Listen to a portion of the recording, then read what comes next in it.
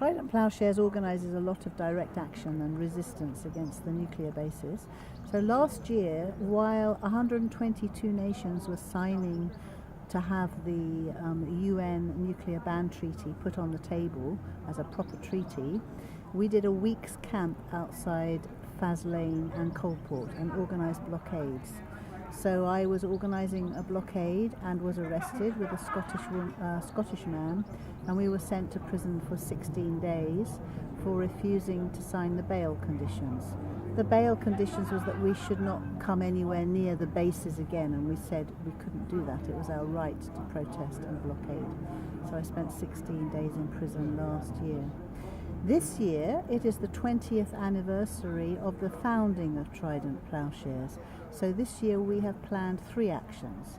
One action has already taken place inside Parliament, where maybe 10-20 people went and sang songs, anti-nuclear songs, in the lobbying area of the Houses of Parliament.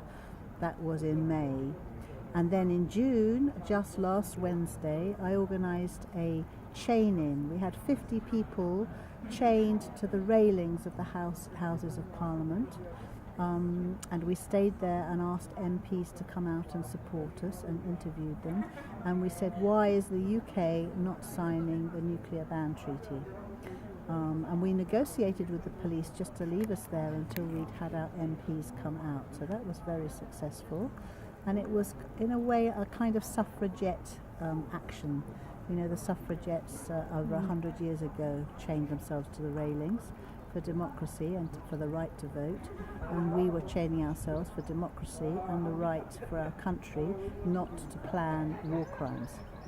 And then in October I'm planning another big action which I can't tell you about because it's secret. So we continue to do disruptive actions and demonstrations, and this year it's specifically on why is the UK not signing the Prohibition on Nuclear Weapons Treaty.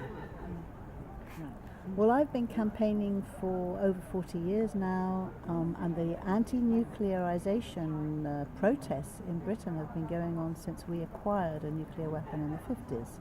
So what I can say to Jeju is the struggle is long, but it has to be continued. And I am full of admiration for the number of people and the solidarity and the continuing demonstrations that you do at Gangjong. It's important. And actually you're so strong as an island that I think that you can be more successful than we can be.